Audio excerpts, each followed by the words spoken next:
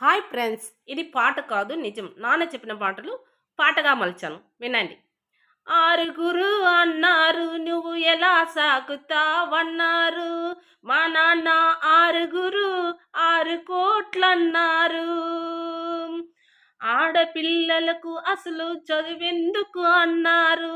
మా నాన్న ఆ చదివే కోట్ల ఆస్తి అన్నాడు. మా నాన్న ఆ చదివే కోట్ల ఆస్తి అన్నాడు. చదివిస్తే కోట్ల ఆస్తి తరిగిపోతాదన్నారు.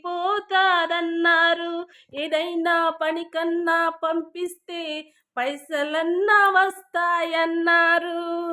మా నాన్న తరిగిపోని ఆస్తి ఆ చదివే అన్నారు.